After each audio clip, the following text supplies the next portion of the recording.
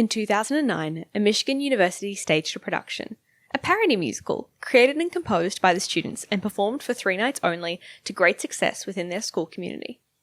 A month or so later, they uploaded the same musical to YouTube, where it became a massive hit, amassing millions of views, cultivating a fandom, launching some of the stars into theatre careers, and transforming the group into a widely respected and still running theatre production company. Welcome to Rewind Time. This week, a Very Potter musical. Yeah, it's rewind time.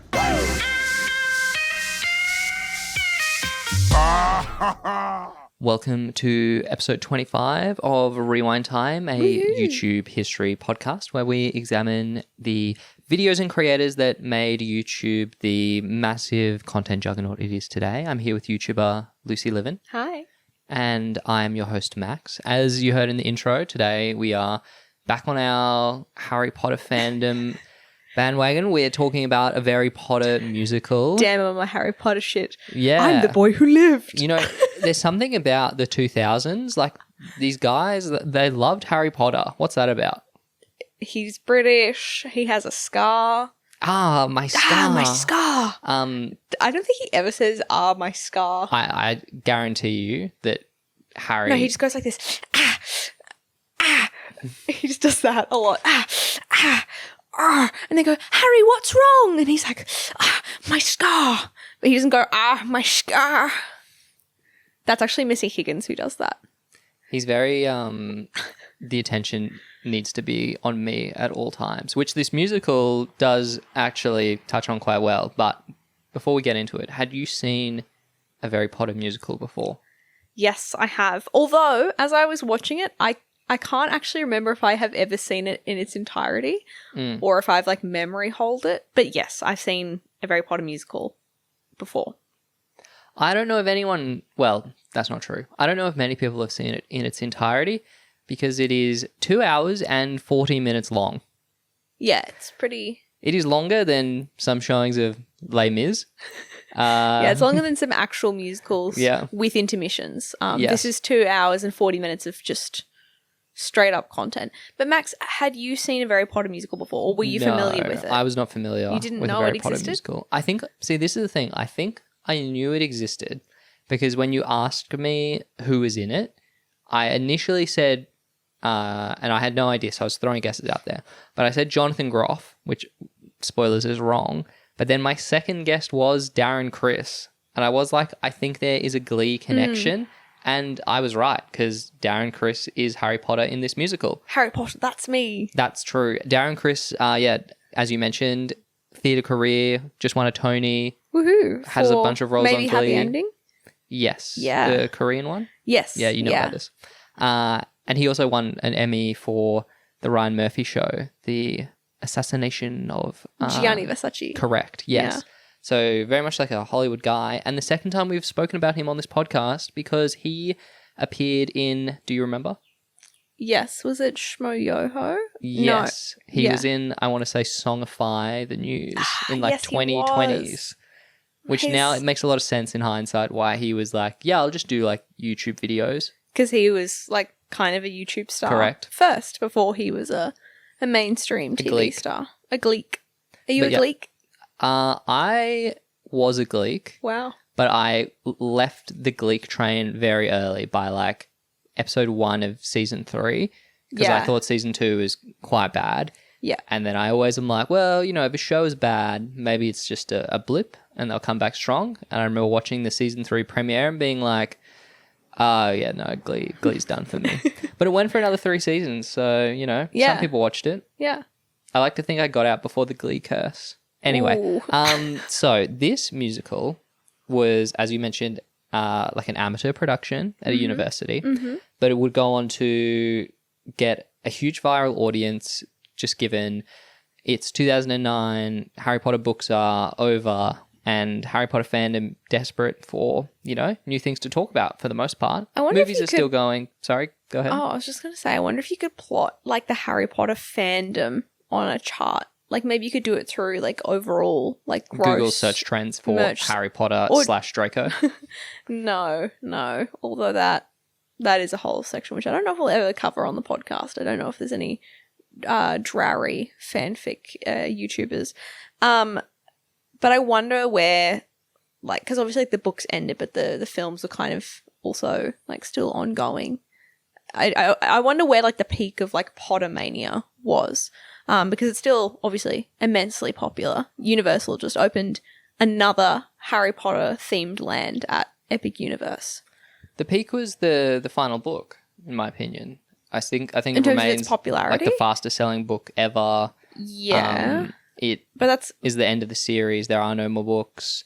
The movie obviously grossed quite a bit of money, but it's not like it was Avatar, like it wasn't the highest grossing film ever. Yeah. So I do think the record for the book sales will probably never be beaten. So I think that's got to be number one. Yeah, okay. That's probably fair. I just wonder in terms of like... It was actually when Pottermore went live and I logged on to play Pottermore with my friends. Did you get a Pottermore early access? I never had I got any an early access email. Wow. Yeah. In fact, guys, bit of Lucy YouTube lore. I commented about something to do with like the Pottermore early access email because it was like a bit of a cultural phenomenon at the time. And anyone listening will know who this is, I think, maybe. Some of you listening will know. Max, you won't know. I commented a joke about Pottermore on a John Cozart video, and it was the top comment on his viral YouTube video, also Harry Potter related. And I was like 14, and I thought that was like my greatest achievement. And probably, fair enough, pretty big achievement at the time. What even was Pottermore? It was like an online game where you gosh, I actually can't remember. You would do the sorting. But like, what was the game? It was like, you know what? I don't know. Yeah, exactly. It's Like, not now like it's I'm Hogwarts thinking- Legacy. No, I think it was trying to do, it was kind of like, not visual novel, but kind of like online community. But It's described as interactive reading. So kind of like a text-based RPG. Yeah. But it was like not fun. That was my recollection of people's reaction to Pottermore. It was like not as fun as like if anyone played like the Tinkerbell like Pixie Hollow game. Like that's a fun online game. Pixie Hollow was so banging. Do you know what that is? No mind. We're getting really off track. Before we get into like the thick of the episode, which I feel like we're kind of verging upon, for anyone who is a new listener, I just want to say, while we're obviously talking about Harry Potter, we're very much like the Harry Potter generation. We've discussed this in previous episodes, so if you want to like listen to our kind of conversation in a bit more length, you can go back and listen to, I believe it's the Neil Cicerega episode. Correct. Where we talk about it. But just a quick thing, a preface, because we're obviously talking about Harry Potter. J.K. Rowling sucks, massive loser, don't like her. We believe in trans rights, so that's that. Yeah. Episode So we want to 5. Neil Cicerega, Potter Puppet Pals, a lot of Harry Potter talk in that one specifically about like the meta, the work yeah, as a whole, and a lot of talk about Neil Cicerega, a very cool guy. who is so sick and awesome. But yeah, because obviously, and I know actually, funnily enough, on Book Talk, there's been recent discussion about like fan works which are directly derived from Harry Potter and how we, the art versus the artist, whether or not we can disconnect that. Do these things still ultimately like contribute back to the Harry Potter fandom, which could potentially give J.K. Rowling money? It's a big topic. But so we go into that more in depth in episode 5. But yeah, just wanted, if anyone new here was wondering, yeah, that's our thoughts on that. All right, Witch. enough about the witch. You like my pun? So Yeah. we watched a remastered version of the original recording of this musical, and normally I'm like an originalist guy. I'd want to watch the actual original the video, OG. and we did start on that. But there was a few blocks. One, it was cut up into chapters, so it was like 50 different individual videos, which is a bit annoying. It's a bit like having to change the DVD in between watching It's literally a episodes of TV playlist. shows. And it also is in very low quality, given that it's a recording at like a university performance of this musical. They recorded it for their own like uses and for posterity. I don't think they recorded it thinking it was going to be a super big viral hit. And subsequently, spoiler alert, StarKid Productions, who created a very Potter musical, have gone on to do other musicals, and the quality of their filming is much higher because they literally like purposely go out of their way to do a filmed like pro shot. And even beyond like the quality of the recording, just because it is a school production, there's things where like a character isn't mic'd or like the levels are out of sync. So it's like, even you think like, oh, I've watched slime tutorials, like I can deal with this. It's like, no, like there's some of the songs you're literally like, what? And I know this happens in professional musicals. Sorry, it's like it's really hard to do live performance stuff, but like the remaster, which fans have done, is a more watchable version of this. Like they level the audio, they do their best, some smoothing, try and kind of iron out some of the kinks, but there's still parts where you're like, I don't know what they're saying, I can't really see what's going on. You know, the characters, like what they're saying is just unintelligible. Yeah, the quality of it, and the funny thing is, of course, I don't remember it being of this quality because I watched it close to the time when it came out, and that was like a totally fine and acceptable quality of video to have. But I think we're so spoiled now with the Hamilton professional recording. Well, no, but even just generally with like phone technology, like people can film a slime tutorial of an actual theatrical production, and the quality of that is going to be higher than this video. So, and I think we should also mention, and you can disagree with me, you're a little bit of an AV snob. You find it, and I've caught this bug from you. I feel like before we started dating, I'd be like happy to watch something like on my laptop with just like the speakers on my laptop. But now you've introduced me to the world of like surround sound and Dolby Digital. But you still watch some stuff on laptop. So, but I use my headphones because I don't like the.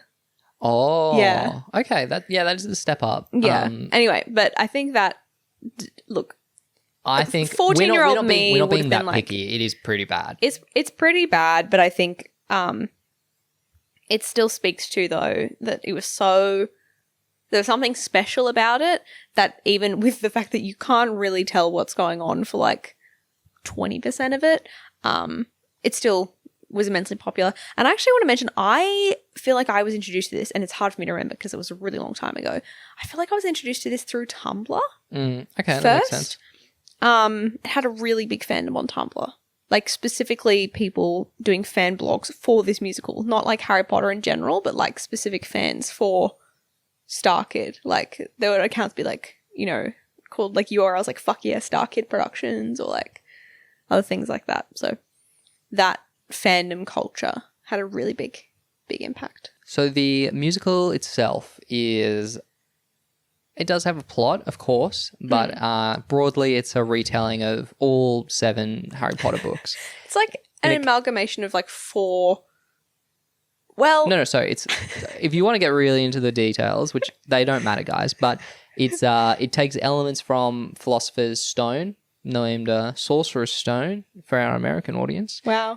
And the Goblet of Fire, so they compete in their Triwizard Tournament and Voldemort comes back, and then the Deathly Hallows, Harry and co go and destroy the Horcruxes to defeat Voldemort. Yeah, we've got the Quirrell introduction, Triwizard Tournament, Cedric, all that stuff, and the battle. It's all in one. Correct. Yeah. But the plot, this is basically a setup for them to make various jokes about Harry Potter. Like, it's very comedic in tone. It's broadly a parody of the work. The actual beat-by-beat plot stuff is not something that I think either of us were invested in beyond, like, the second scene.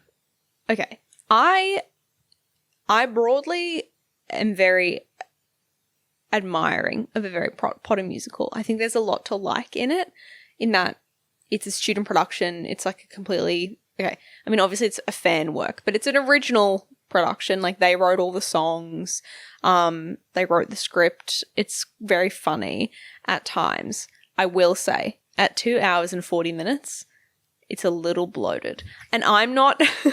And guys, I just want to say this is coming with, like, love from someone who was a theatre kid, loves going to see musicals and performances. Like, I still like it, but there were some points where, and I can't 100% tell, and I wonder if there's like surely someone's done an interview somewhere, or someone from StarKid can confirm, there were points where I feel like the scenes in between musical numbers went on for so long.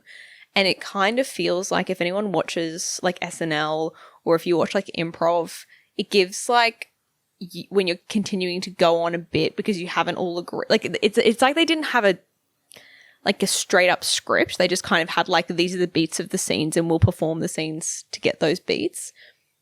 But they didn't necessarily, it wasn't like, and this is Harry's line and this is Ron's line and this is whatever's line. It was just like, and we'll continue doing this bit until it's like not funny anymore and we'll move on. I don't know. Or it was a bloated script. I'm not sure. It's tough to say. The audience, though, are finding it very funny. Yeah, the audience are really into it. Would have been a great thing to see live, so I can't hold it against them too much.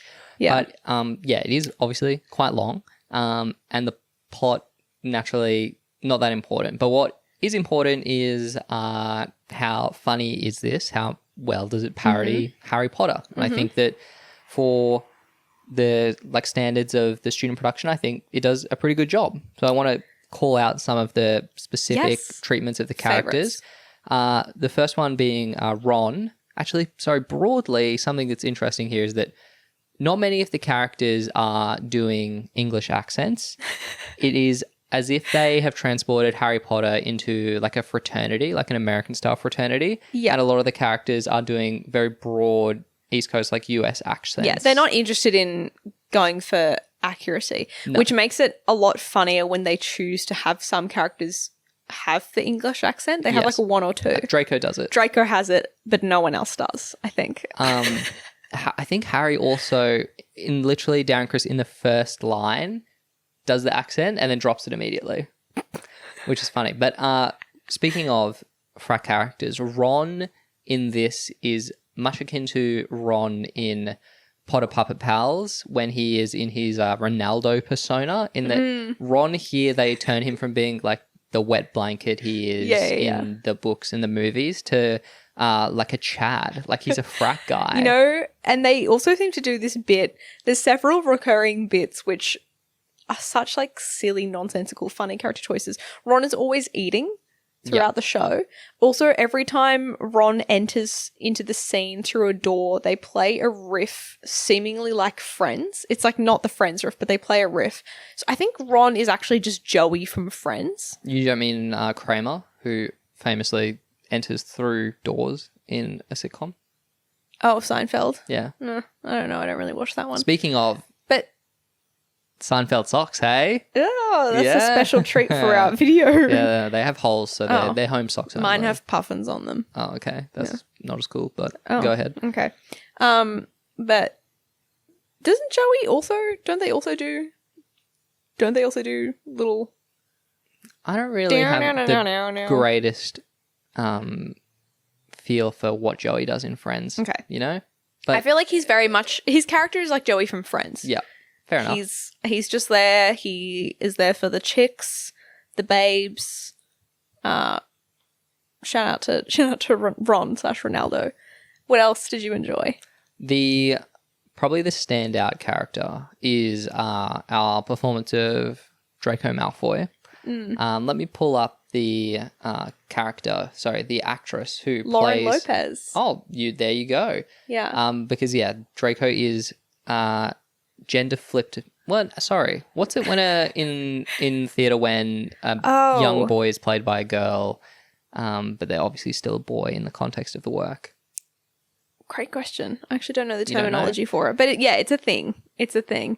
I personally am a great fan of a woman wearing a fuck ass wig to play a man. I've done it myself. I think it's very funny. As we said, Draco, only person doing an English accent. Draco also has this plot, which is like newly invented for this musical, where Draco is basically really excited to leave Hogwarts to get accepted into their new school that they'll be going to called Pig Farts, which the professor of which is called Rumble Roar, who is a lion who flies through space, and Pig Farts is in space, and you have to wear a spacesuit. It's like completely insane. And spoiler alert, it is like actually revealed through the course of the musical. Like, it kind of gives like everyone's sort of giving like my uncle works at Nintendo, my girlfriend's in Canada vibe, where it seems like Draco is this like child who's manufacturing this fake school, these kind of delusions of grandeur, but it is revealed throughout the musical that pig farts is real, which is good. Did you enjoy the pig farts bit? Not really. No, it did go on very long and is mostly, do you find the word fart funny? Well, but I wanted to say the physical performance that the actress playing Draco does is probably the funniest part of the character, in that they will often be introduced to scenes and while like delivering their lines of dialogue, they will literally be like scrawling around on the ground like a worm, or like rolling on other characters, and it's just not acknowledged by anyone else, but it's like so over the top that it was really funny. Yeah, I think there's a particular scene where they kind of like fall down one of the characters who's sitting on a bench, and then they kind of like flip over the bench and continue rolling across the stage. It's really funny. You know what it kind of reminds me of? Call back to an earlier episode. Kind of reminds me of Charlie the Unicorn, when the unicorns are like, "No, Charlie," and they like flip and do somersaults. Yeah, okay, that's an interesting pull. No, I think flipping is funny. Doing little spins when you don't need to is funny. I think it's more just like they bless our king. What's his name that plays him in the films? Oh, Tom Felton. Tom Felton. Yeah. Still acting, I believe. But still naturally, in every documentary about Harry Potter fan works, cashing that convention check, I have to respect. I do think will go down in history as having one iconic performance. I do think it's because he really like hams it up as Malfoy, and this is like taking that to like the 11th level, you know. And by the iconic performance, you mean in Rise of the Planet of the Apes? No, but I'll take. I didn't even. Oh, he's in that. He is in that. He's like he's like Draco the zookeeper. That's crazy. And you haven't even seen the other Apes movies, the good ones. I've seen 2 of them, I think. Oh, fair enough. Anyway, I want to bring us back to the rest of our characters. So yeah, Ron, Draco, both bang. She's not in it for a lot, but the introduction of the character of Cho Chang in the opening number, so good, going back to Hogwarts, which if you're going to watch one song from this, just watch the intro. You get the whole picture from the intro, basically. But they play what I will describe as very stereotypical Chinese style music, and an Asian woman sings the introduction to I Am Cho Chang. And naturally, everyone's like, damn, that's crazy. Cho Chang be like that. The lyrics, if I remember correctly, are Cho Chang, domo arigato, Cho Chang, kung fat choi Chang, happy new year, Cho Chang. Yeah. So we're covering multiple Asian languages. The whole shebang. But then it's undercut by like a white woman comes out and says, bitch, I'm Cho Chang. Yeah. And you're like, damn, okay. She actually does work into the YouTube multiverse, but you haven't seen her yet. And that is played by Devon, who goes on to be quite the star at BuzzFeed. Oh, that is a crazy pull. BuzzFeed Video. Did you know this, or did you just recognize her? No, I knew this at some point because I used to watch BuzzFeed videos, and then people were like, Devon, aren't you the person from A Very Potter Musical? She was like, yeah, that's me. So shout out to Devon. Devon from Ladylike. But yeah. It does avoid the whole Cho Chang of it all. She kind of sucks as character. But it's good to do. It's a funny bit to play on the fact that, like, obviously Rowling's, a lot of the characters in Harry Potter are just, like, racist stereotypes. Shout out to my boy Kingsley Shacklebolt. If you actually look up Cho Chang, there are a lot of Potter stans who are like literally been like, I know so many girls called Cho Chang, but I don't want to. Okay. I don't want to. Let's not litigate that. Hermione is here in a very rare example of the characters basically playing like straight to the books. Yeah, she's playing exactly normal Hermione.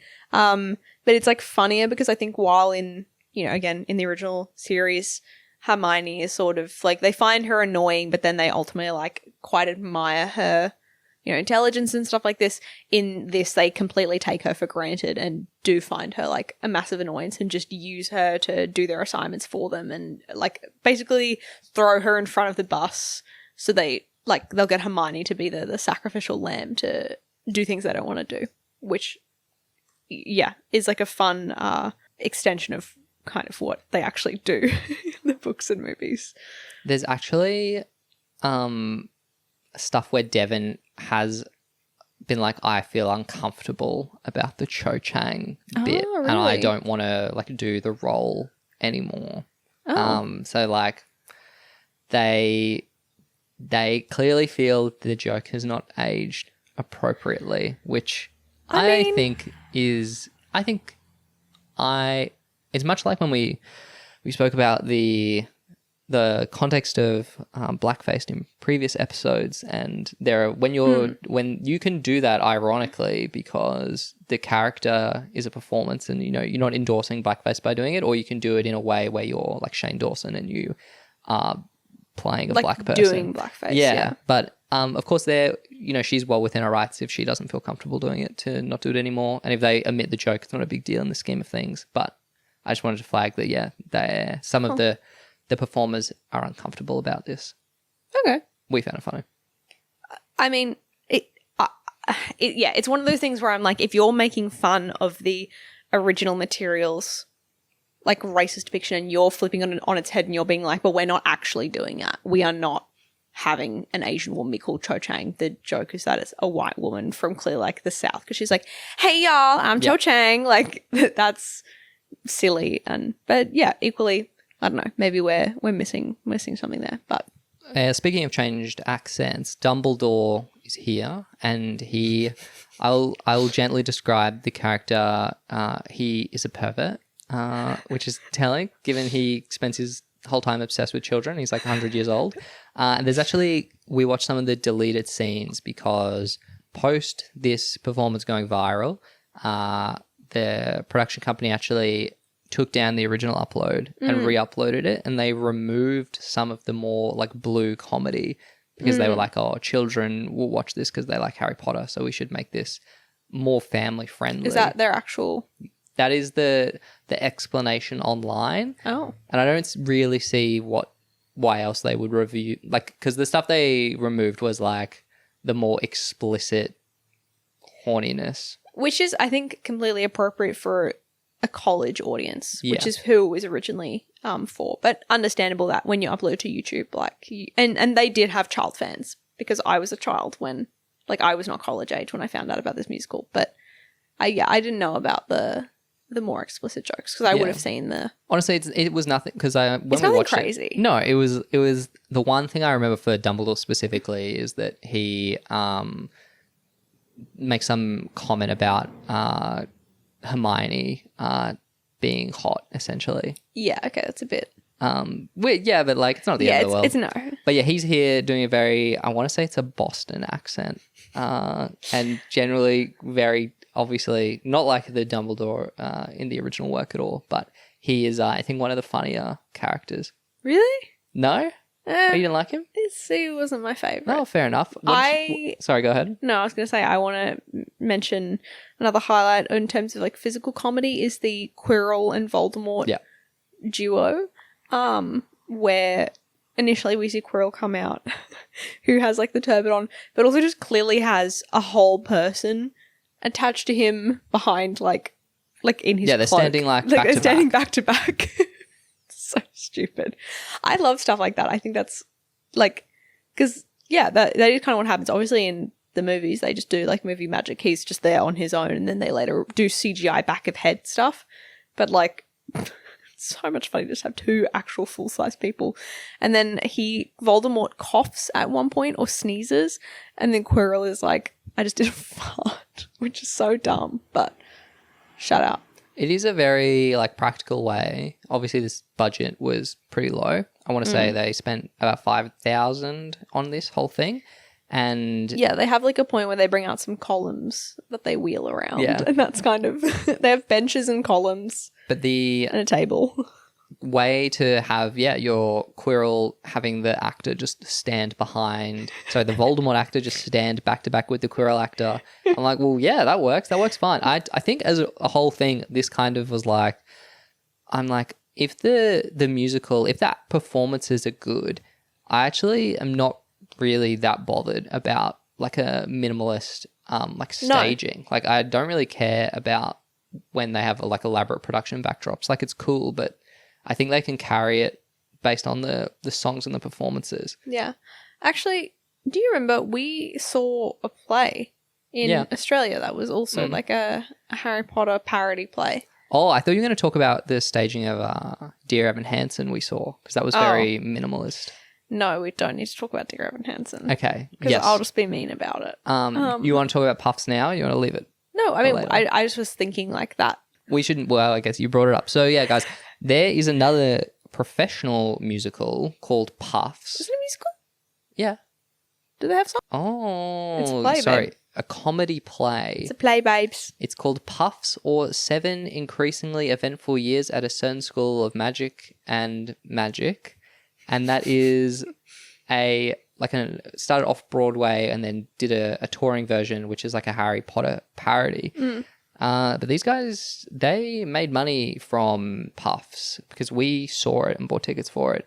Whereas the legal status of the Harry Potter musical is much more, I think it's less defensible. So I think they're not allowed to, like, the reason there's no more performances of this and there's only one like very dodgy copy of it is that they aren't allowed to basically make money from it. Yeah, because they use all the names, they use the it's very clearly. Whereas Puffs, they purposefully like change. It's obviously Harry Potter, but they go, I think, a little further to obfuscate. Like they don't use specific names of characters. I think there's one exception where they use Cedric's name.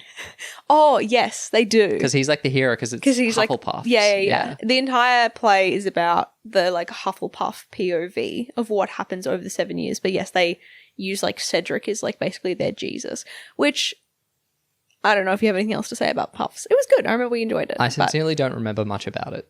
You know what? I also don't remember heaps, but it was like, we watched it like 8 years ago, I think. So worth mentioning, guys, there's also, of course, the actual endorsed official Harry Potter theatre production, Harry Potter and the Cursed Child, which is kind of like the 8th book, but it is, we said this is long. I believe that actually runs, it's 2 sessions and it's over 5.5 hours long. That's so much content. And I have read the plot summary of it, and I can see that it relies overwhelmingly on the time turner.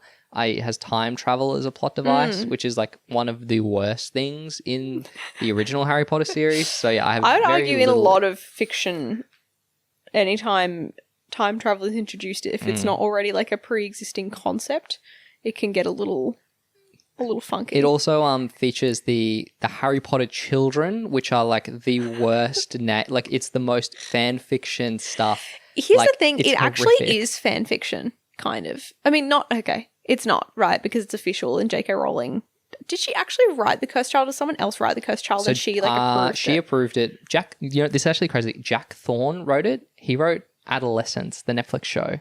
He's like a British screenwriter. Has a huge body of work. Oh. Okay. But, all right, that is interesting. But so...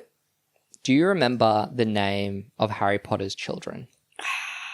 Okay, one of them is called Albus Severus. Yes, correct. And then That's the star of Cursed Child. Shout out. No wonder he's bullied. And the other one... There are 2 more. One's boy, one's a girl. Okay, one of them is like Lily Luna. Correct, that's the girl. Yeah, I remember that because I remember thinking that's silly alliteration vibes. This is like bullying. This is like Gwyneth Paltrow naming her kid Apple, but it's kind of like worse. Imagine being called Albus No, it would Severus. be like her calling her kid like Chris Martin. Like Chris Gwyneth. Or like Chris, what's her other boyfriends? Like Chris Brad. Jeez. And then the other one, I don't know. James Sirius. Damn. Seriously? Terrible. Albus Severus is so brutal. That is the worst name. You know, there are some like Harry Potter millennials who call their kids that. It's actually worth, like, I actually think even fan fiction wouldn't be so lazy to call kids that. I can't remember some YouTuber who I really love made a video being like fixing the cursed child. Yeah. And it was like fully going through what the cursed child was and being like, this is why this sucks. And this is how you could like effectively do basically the same thing. It could have been Jenny Nicholson, but maybe I'm making it up. I'm not sure. It's a really good video. But so I kind of know the plot through that like video essay. And then they kind of reconstructed being like, this would be like a more interesting like switch on things and da-da-da. And it was really good. Which just goes to show that, yeah, it is just kind of like fan fiction. That J.K. Rowling was like, yeah, sure, I could do with an extra million on my billion. Like, but it's and I know we're getting stuck in Harry Potter stuff. It's really funny because like the whole thing where in Prisoner of Azkaban, they're like, well, Hermione has a time travel device, but she just uses it to go to more than one class. And you're like, well, couldn't you have used that to kill Voldemort? And then in book 5, they're very didn't want to kill Wizard Hitler Queen. They're very explicitly like, oh, in the attack on the Ministry, all of the time turners were destroyed, so we can't use them to do this. Yeah. And then in the 8th book, they're like, somehow time travel is back. Anyway, damn. Okay, back to a Harry Potter musical. Yeah, right. So yeah, we watched the whole thing. As you mentioned, it is quite long, and I think that in terms of the songs, they're like performed admirably. But I think that Going Back to Hogwarts is easily the best song. It's like super engaging. The whole cast is there, the whole ensemble. And I was watching it being like, wow, this is going to rock. And we don't really get back to those heights, sadly. For like a combination of like the technical difficulties, just the songs, because they're like, there's a lot of like single character, like I Want type songs, which are just not very funny. Look, it's of such a great level for a student produced entirely like original like work. But as like a musical, if you're trying to compare it to other musicals that, you know, go through like years and years and years of production off Broadway and like doing tours and stuff before they, you know, eventually get to like literally the musical that Darren Criss is in. I didn't know this, but yeah, it's actually originally like a Korean musical. So it did its whole like production, development, everything like that in Korea, then has come over to the States, probably did some off-Broadway shit, and then now is getting, you know, Darren Criss a Tony. But that's like probably a decade plus in the making. So it doesn't have the benefit of that, right? Like they've just like kind of come up with it and been like, okay, cool, like we're going to do this.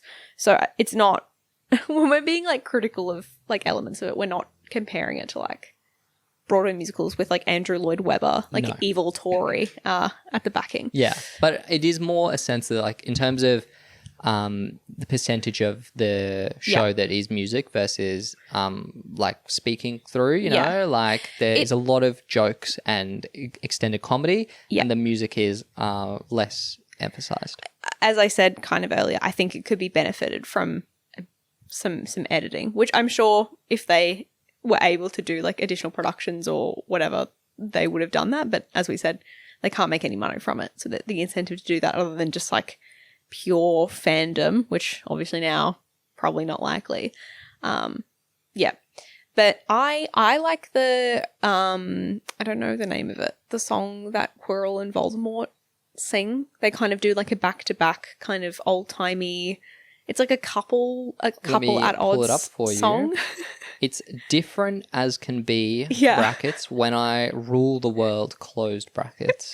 Yeah, it's like it's like a play on some other like styles of similar songs from other musicals. So it's like a kind of 2 layers of parody, which I thought was quite endearing. I also like the song that Harry sings to Ginny, which is meant to be for Cho. Ginny's song reprise, brackets, Cho's song, close brackets. Because he's like, oh, I like composed this song for someone else, but I'll try it with your name, but I don't think it'll really work. And as he sings it to her, it all rhymes with and works with Ginny.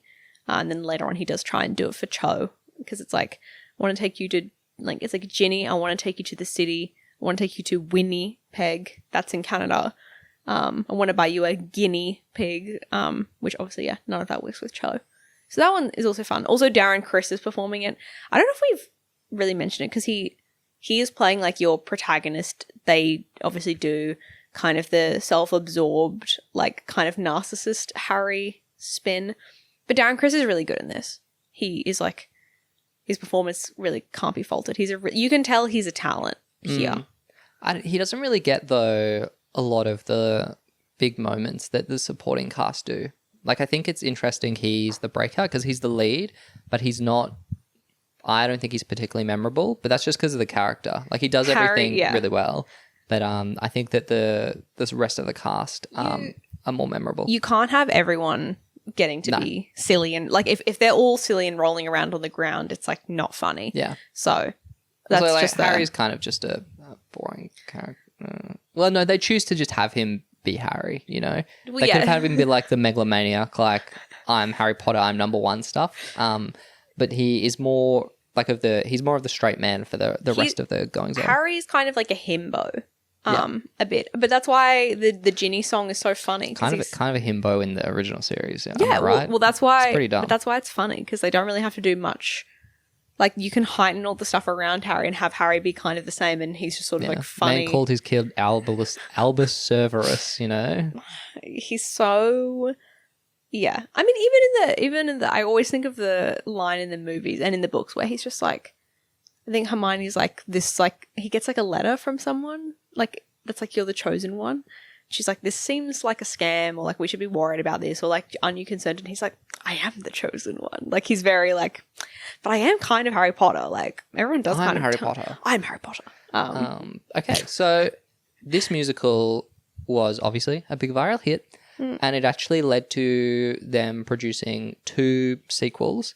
So following this one, there was a very... let me just pull it up. A very Potter sequel, correct. And it's actually crazy because Darren Criss remains involved in both of these, even though he is, by the time a Harry Potter sequel is out, I believe he is on Glee. Wow. So they performed the Harry Potter sequel at the University of Michigan in 2010. And a Harry Potter senior year was not delivered like a musical. They did a reading of the script at a Harry Potter conference called LeakyCon. Are you familiar with LeakyCon? Like, no, but I guess it's a Harry Potter convention. They loved it in the 2010s. Conventions for everything. Maybe that's still the case. I just am less... I think post-COVID probably hurt conventions, but all the fandoms got their own cons. I always think about DashCon, the most special convention. The thing that's interesting besides Darren Criss rocking up, it was like a surprise that he would be there in senior year, is that Ivana Lynch, who plays Luna in the film series, also was part of the cast for the senior year read, which is quite cool. Yeah, she's pretty cool. Okay, I'll take your word for it. Yeah. It's just more interesting that, you know, at that point, we have the actual cast of the films crossing over with the YouTube parody work.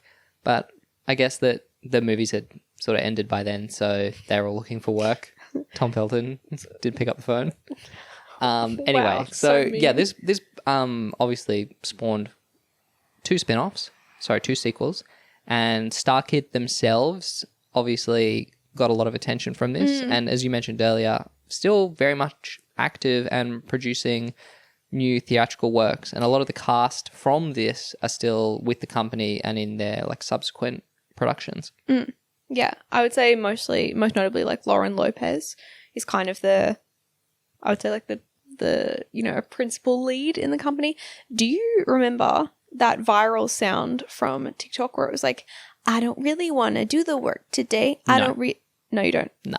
I don't really want to do the work today. You don't know that one? I don't know that one. Okay, well that's from Firebringer, which is I would say one of the more popular subsequent musicals from StarKid. So they've still managed to, I would say, remain like relatively popular. Probably not at the same level as a Harry Potter musical, given that, you know, that was a time where social media was just like less saturated and flooded. So I think achieving virality was, not that it's not an achievement, but I think it was like... It is a shame they can't do this. Like touring or... Yeah. Yeah. Like, Yeah. you'd think that, come on, Warner Brothers. Yeah. Let people play with your golden goose, you know? They really don't like to let people touch it. No. I actually don't Fair imagine, I mean, indulge me. I actually don't imagine that it's Warner Brothers. I imagine it's JK. Because I think a lot of companies are like Disney, for example, like they do not want you to touch their IP and to make money from it. They want to protect their license. But equally, they're not going to like crack down on like students making a musical, that's like broadly not, it's like not disparaging to the source material. It's just like being playful about it. It's not being like Harry Potter sucks. It's just being like some elements of Harry Potter are like outlandish and silly, or like what if Draco rolled around on the floor? Wouldn't that be funny? It's not, you know what I mean? Like I think, I don't know. We both work in marketing. I always think like just let people do it and have fun. Do you, this is like kind of, but it's like the Bridgerton musical. Oh, I remember this. Yeah. Wasn't this kind of like a scam? It wasn't a scam, but like Barlow and Bear created like the Bridgerton musical on like TikTok. And then I think they were in talks with Netflix for the licensing. And Netflix were like, well, you can't do it for money, but you can do it for charity. And then they were like, okay, cool, we'll do it for charity. And then Netflix were like, hey, we heard that you're doing a concert and it's not for charity, you're like making money from it. And they were like, ha ha ha, you can't stop us. And then Netflix is like, we will literally sue you into the ground. But yeah, I think I am probably misremembering this, but I remember it being like a case of, I think they were offered like a few compromises at times, but they were like, no, you should pay us like so much money. And Netflix was like, no, lol. It was an example of where I think people were very behind Barlow and Bear and being like, Netflix, you should hire them, like you guys should work together. But I think then they kind of turned their noses at offers that from what I remember Netflix trying to be like, let's make this work, let's do X, let's do Y. And they were like, no, you should let us have like 90% of the profits. And they were like, obviously not, you didn't invent Bridgerton. Yeah, okay. Something I'm like not too familiar with this. Yeah, no, they ran their event the same night as the Netflix-run Bridgerton Ball. They were trying to run a competing event. And Netflix was like, well, now you're just trying to steal. Like, you're actively trying to... Something like that. Anyway, sorry, guys. I remember this drama. It was very crazy. I enjoyed it. Fair enough. Sorry. Copyright. Everyone loves the episode of Rewind Time where we talk about copyright law. Okay, so yeah, StarKid, they're doing well. And as we mentioned, naturally, Darren Criss is a household name. Did you watch the episodes of Glee with Blaine? Yeah, I'm familiar with Blaine. Blaine is introduced in season 2, I believe, as a love interest for Kurt. Shout out. But yeah, the Darren Criss, like, despite the fact that he was in Shmo Yoho videos this decade, he is in a really sort of a career peak. So it all, stems back to the Harry Potter musical. Yeah. Being Harry Potter would win him a Tony. Unlike some people we've covered, like Bo Burnham, who have sort of denounced their YouTube connections, or their YouTube music connections in his case, Darren Criss seemingly, he doesn't forget his roots, He respects his YouTube community. At risk of being parasocial, I do think that Darren Criss does seem like a genuinely, like a very sweet man, Okay. Fair enough. I just think he's a cutie. He also wrote the lyrics and contributed to the music of this musical beyond just like performing in it. So I do think that there's a quite a high chance that he is a big Harry Potter nerd, given he's a millennial in the 2000s. But he would also have more ownership of this work than if he just performed in it as the lead, Yeah. Like I think it makes sense that he's involved sort of behind the camera, or I don't know, behind the curtain, whatever you guys say in theatre, as well as in front of it, Yeah, no. So far, and I could be so wrong on this, don't come back to this in any period of time. So far, unproblematic king. Shout out to Darren Criss. We like Darren Criss. Okay. We do. What did you think? Concluding thoughts, overall impressions of a Harry Potter musical, 20 years since you last watched it, or give or take? I think a Harry Potter musical is a really fun example of how fan culture can, take something which ultimately could kind of turn to shit, and make something very positive and fun out of it. It's obviously, we're talking about particular people in this, but like, there's a lot of people who worked on this musical and got to benefit from it. The success of it was able to, I think they've since done like crowdfunding for some of their subsequent musicals and pro shots. So the success of this musical has allowed a group of like theatre kids to be able to create and perform original works for like a decade. And I think that's special. And I think the community of like Everybody Musical fans on Tumblr was pretty fun and wholesome. I don't think it's really brought anything negative. Cool. But I think we need parodies back. yeah, parodies. Scary Movie. We watched White Chicks Oh, yeah. recently. Like, That was I haven't insane. seen scary movies, but like they seem like we're missing that part Scary of the culture. Movie's not. I think. Okay, I've seen it. It's not good, but ironically, it's good. You know what I mean? Have you seen any of the movies it's parodying though? Might be a bit of an impediment. to I enjoying think it. Scary Movie for some reason. Oh, I'm thinking of Epic Movie. No, same crew. Same guy. Yeah, same vibe. Because Epic Movie's the one that had like the fake Captain Jack Sparrow in it. Okay, maybe I've seen Epic Movie. I think I've seen Epic Movie. That movie does suck. I'm Sorry. thinking like Johnny English 2000s. Johnny parody. English is a banger. Yeah. I love Johnny English. I feel like we have current media properties that are escaping the critical lens that parody can apply because people are also scared of being sued. But like we could definitely get a parody of like you mentioned Book Talk, like the big Book Talk properties, like the adaptions of them. do a Bridgerton parody. I mean, it itself is Kind of a parody parody. of itself Yeah. in some ways, but yeah, Yeah. you know.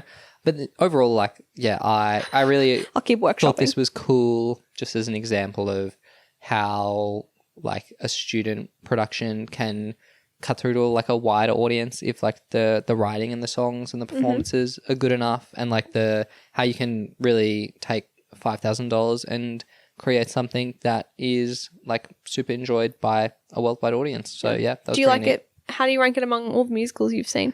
Amongst all the musicals I have seen, unfortunately, in terms of stage ones, it is the worst. But they're amateurs. Like, what do you want me to say? You don't like you. Yeah, That's it's a bit mean. Like, no, I know. Sorry, that's not a good. yeah, no, but like, you know, I'm sure that their subsequent ones. We should, could yeah, be much maybe better. in a future episode we could watch some of the subsequent ones, like Firebringer. I think Firebringer is meant to be really good, and the actual like shot of it is very nice and high quality. So, and it has our queen Lauren Lopez as a starring role. Shout out Lauren Lopez. Shout out to Lauren Lopez. All right. Max, what are you subscribing to this week? I am subscribing to Fallout 4. Wow. Which is a 2015, I believe, game from I Bethesda. don't want to set the world. Correct, yeah. I played it on release on console, and it was a pretty mixed experience. I played all of the 3D Fallout games. I generally really like New Vegas, and I'm so on the others.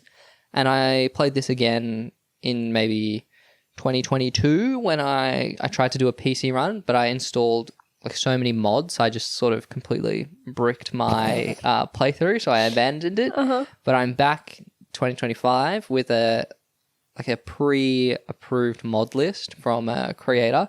So you just like install all the stuff that they say, and now the game runs really well. I'm streaming it on the TV. I'm building my farms. I'm having a good time. Yeah, I've been watching you build your farms. There's like no depth to the farm building, so I'm kind of I internally am like, why am I doing this? Like, this is so like But why do we ooga play booga any- brain. But then I'm just planting corn, and seeing the villagers farm the corn, and I'm like, Oh my gosh, babe, it's corn. Yeah, it's corn.